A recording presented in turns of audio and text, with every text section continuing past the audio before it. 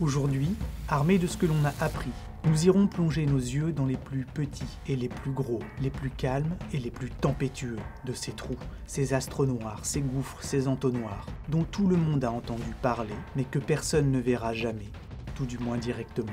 Car nous serons toujours réduits à les scruter à travers les effets que leur existence produit sur leur environnement.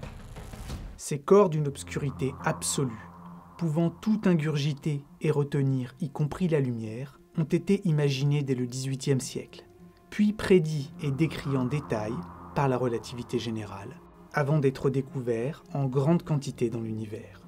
En théorie, tout corps, même de masse ridiculement petite, peut former un trou noir. Il faut pour cela rassembler et compacter en un point suffisamment de matière pour y dépasser une densité critique, pour y courber le continuum espace-temps au point que rien, même la lumière, ne puisse plus s'en échapper.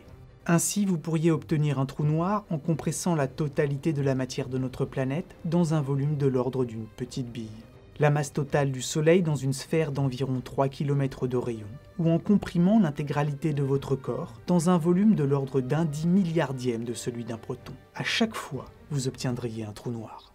Nous ne connaissons cependant dans l'univers actuel qu'un seul et unique phénomène astrophysique susceptible de créer les conditions pour enfanter ces monstres de l'espace. L'effondrement gravitationnel d'étoiles géantes. Des étoiles qui, trop massives, une fois parvenues en fin de vie, se retrouvent incapables d'assurer leur équilibre et en viennent à s'effondrer sur elles-mêmes sous l'effet de leur propre poids, au point de concentrer et écraser au centre la matière avec une telle force qu'un point de non-retour, une densité critique, est atteinte. En lieu et place du cœur de l'étoile écrasée, se forme alors un résidu de superstar, au centre duquel trône, dans l'obscurité absolue, une singularité gravitationnelle, concentrant pratiquement toute la masse de l'astre. Autour, la limite de l'extension spatiale du trou, appelée horizon des événements, dessine, elle, la frontière entre le reste de l'univers et ce qui, ayant passé cette limite, restera à jamais prisonnier. Ces trous noirs, formés par effondrement d'étoiles, sont dits stellaires. Leur masse est nécessairement supérieure à 3 fois celle de notre Soleil, et ils n'ont rien d'exceptionnel, car leur nombre est estimé à plus de 100 millions dans notre seule Voie lactée. Et l'on a pu en identifier une bonne dizaine dans notre voisinage, le plus proche d'entre eux étant à quelques 1000 années-lumière de nous au sein d'un système triple. Car les trous noirs ne sont pas nécessairement seuls.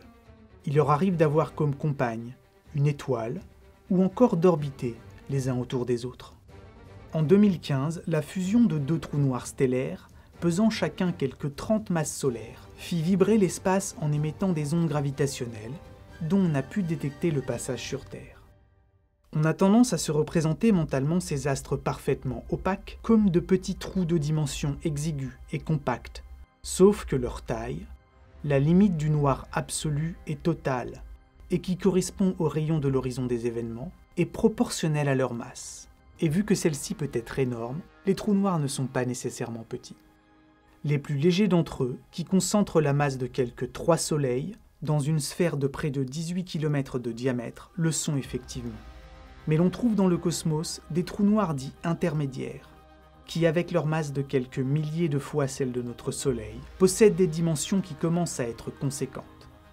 Ainsi, un spécimen de 2000 masses solaires possède un rayon des événements à peu de choses près égal à celui de notre planète.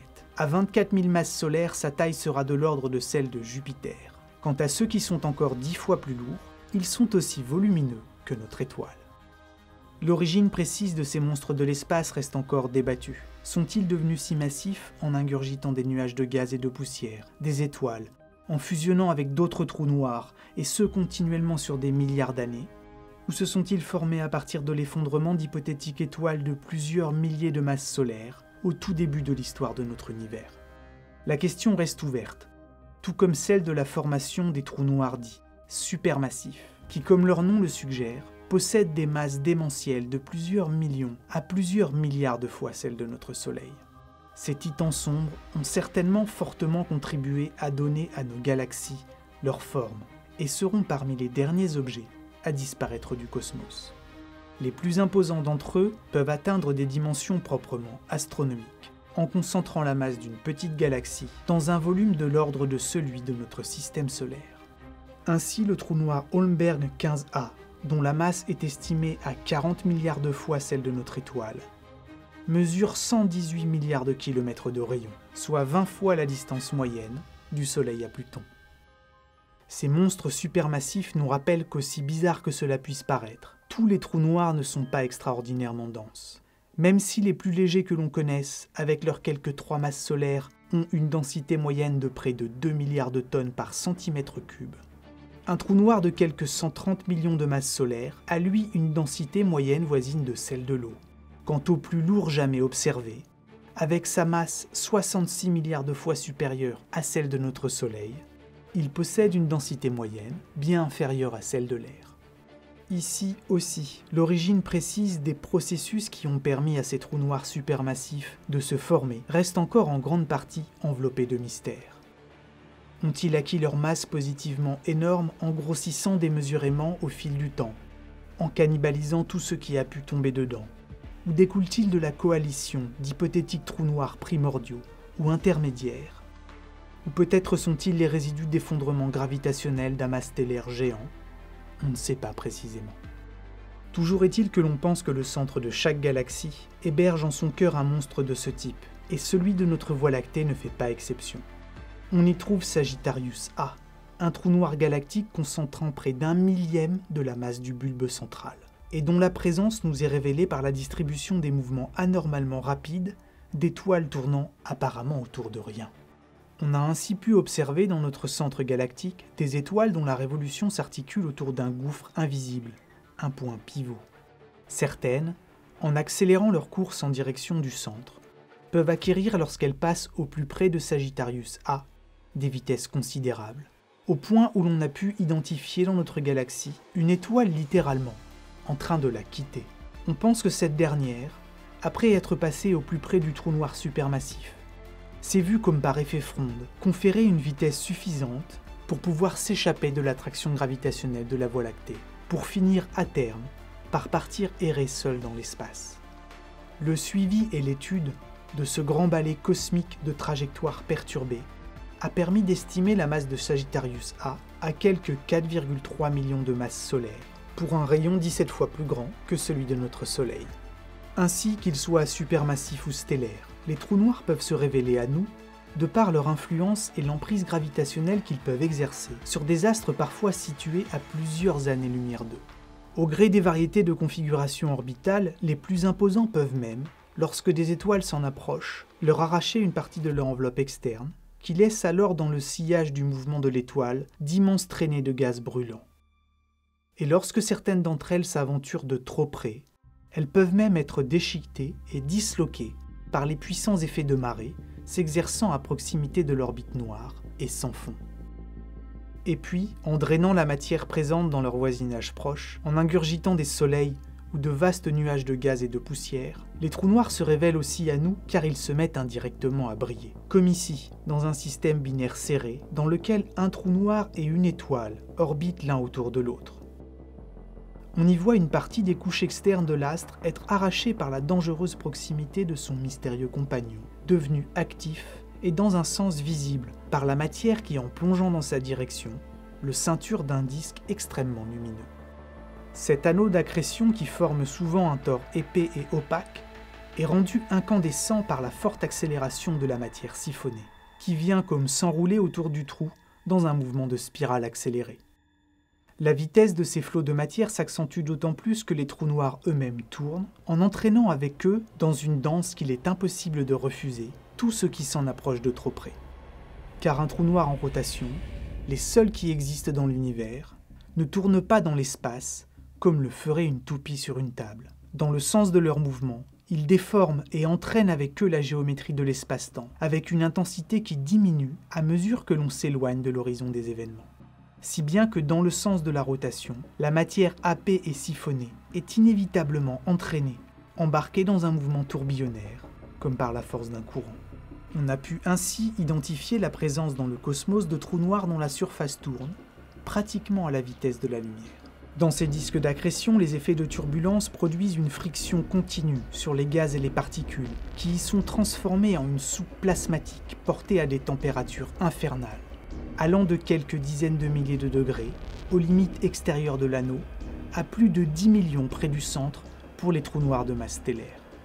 Quant aux disques des supermassifs, leur température peut aller de 100 millions à plusieurs milliards de degrés au niveau du disque interne, au point d'y engendrer des réactions de fusion nucléaire capables de convertir et transformer de 10 à 40% de la masse de la matière siphonnée en énergie, émise sous forme d'émissions de puissants rayons X au niveau de l'horizon des événements, et de bouffées de rayonnement gamma dans la zone de la couronne qui se forme au-dessus du disque.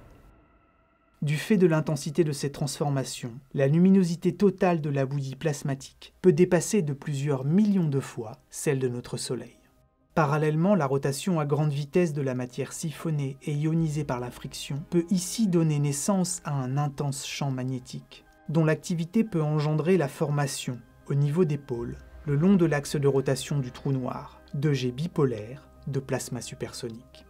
Constitués de flux de rayonnement et de matière se déplaçant à des vitesses tutoyant celles de la lumière, ces jets supersoniques se forment lorsque l'intensité des turbulences et les changements brutaux de lignes de champ magnétique viennent suffisamment accélérer la matière à l'intérieur du disque pour l'arracher à la zone d'influence du trou noir et la recracher au niveau des pôles.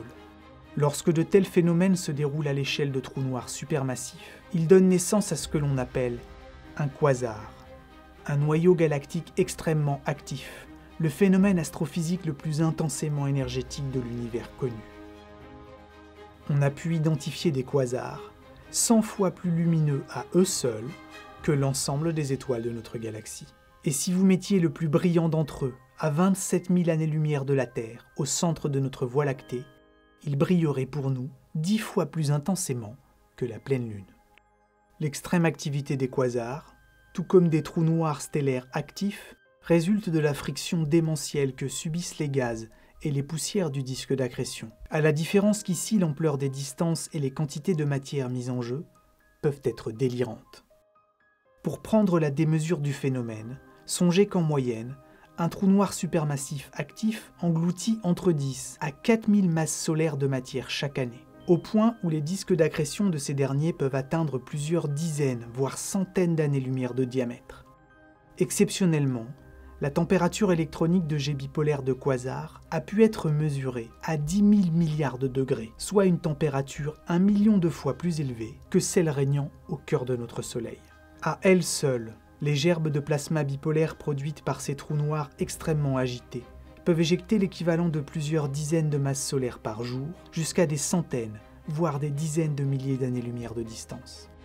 Sur cette image, on peut voir que le cœur de cette galaxie, qui bat au rythme de ce qu'il ingurgite, a fini par former, au gré des éruptions provenant du disque d'accrétion, une immense bulle de gaz de 65 000 années-lumière de diamètre. Un jour, l'appétit apparemment insatiable de chaque quasar en viendra à se calmer. L'activité au centre baissera en régime, car à force de puiser dans son environnement, chaque trou noir supermassif amène la matière à se tarir et finira inévitablement par devenir plus paisible. Ainsi, en vieillissant, chaque quasar, après avoir nettoyé son voisinage, désormais dépourvu de matière susceptible de nourrir la bête, en viendra à s'éteindre. C'est pourquoi sur les quelques 100 000 quasars identifiés dans l'univers observable, la quasi-totalité de ces phénomènes ont été observés au cœur de galaxies lointaines, situées à plusieurs milliards d'années-lumière de nous. Dit autrement, nous voyons l'intense activité de ces quasars, telle qu'elle s'est déroulée il y a plusieurs milliards d'années de cela. Ainsi, l'on pense que chaque trou noir supermassif, y compris celui résidant au cœur de notre galaxie, s'est vraisemblablement retrouvé dans cet état au début de son existence. Mais quittons maintenant ces environnements turbulents pour nous intéresser à ce que nous verrions réellement si l'on pouvait s'approcher, à distance respectable, d'un trou noir inactif et calme. Nous voici face à une simulation numérique réalisée par le chercheur et spécialiste des trous noirs, Alain Riazuelo, qui nous place en orbite à 2 millions de kilomètres d'un monstre de 50 000 masses solaires. On peut y voir que l'intense courbure spatio-temporelle, les puissants effets gravitationnels déforment à proximité du trou le réel. En passant devant le champ des étoiles, celui-ci vient littéralement incurver les rayons lumineux, provoquant ainsi à sa périphérie des mirages gravitationnels. La déflexion de la lumière provenant des astres en réalité immobiles en arrière-plan engendre l'impression que les étoiles, veulent comme éviter de passer derrière l'horizon des événements. La région circulaire dans laquelle ces dernières semblent tourner est une lentille gravitationnelle, un anneau d'Einstein, où circule l'image du ciel située exactement derrière le trou noir,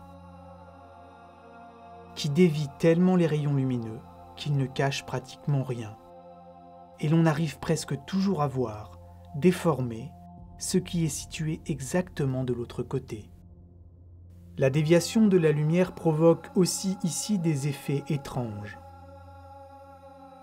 Lors du transit des étoiles sur l'anneau, celles-ci semblent comme grossir, et leur luminosité s'amplifie jusqu'à devenir maximale lorsque l'astre est parfaitement aligné avec le centre du trou. On assiste également à la naissance de dédoublements, à l'apparition d'images secondaires, toujours situées à l'opposé de chaque source primaire de lumière, et très légèrement moins lumineuses. Et ces effets de duplication concernent aussi l'ensemble de la voûte céleste. Et voici que l'intégralité de la bande crémeuse de notre Voie lactée se met à prendre la forme d'un cercle distordu entourant la silhouette noire de l'astre opaque. Et il est étrange de penser que ces astres fascinants sont aussi paradoxalement les plus simples de l'univers. En réalité, rien dans la nature n'est plus simple qu'un trou noir, car le comportement de ces derniers ne dépend que de 3 paramètres: leur masse, leur moment cinétique lié à leur vitesse de rotation héritée de la matière qui leur a donné naissance, et éventuellement leur charge électrique. Vous pouvez bien chercher autour de vous quelque chose de plus simple, vous ne trouverez rien.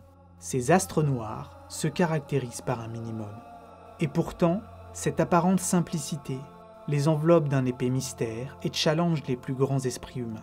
Car en leur centre se trouve une région où les distorsions de l'espace-temps divergent et dégénèrent à l'infini. Ces singularités gravitationnelles mettent les lois actuelles de la physique fondamentale à rude épreuve.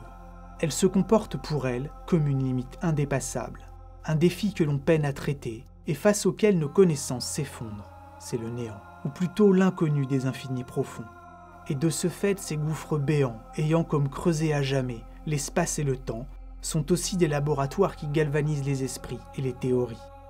Des laboratoires noirs, dans lesquels règnent des conditions extrêmes qui poussent l'étude des lois de la nature dans ses derniers retranchements. Ici, les vertigineuses courbures chiffonnées et déchirées de l'espace et du temps arrachent à ces derniers leur signification.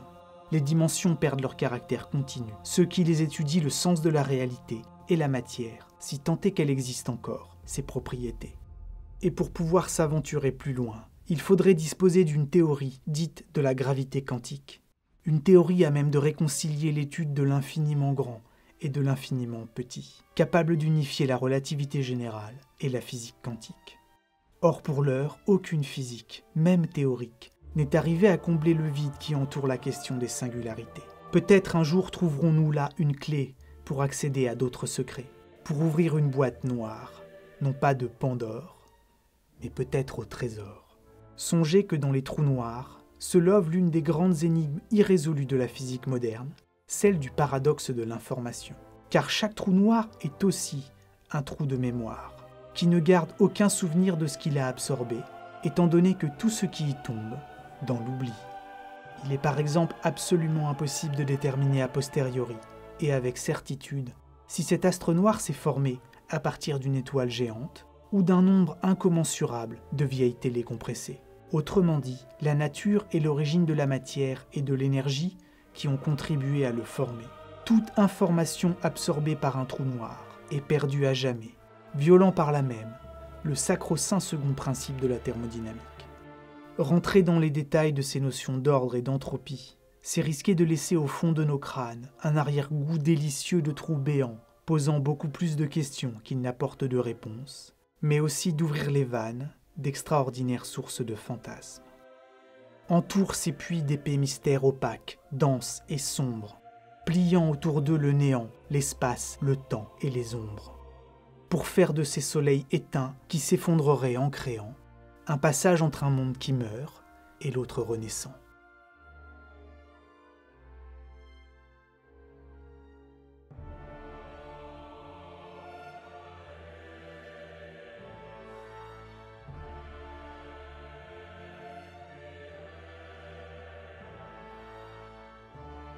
Alors on dirait peut-être pas comme ça, mais plonger ses yeux dans le néant, c'est du boulot. Jette donc une petite pièce dans le gouffre pour alimenter nos activités.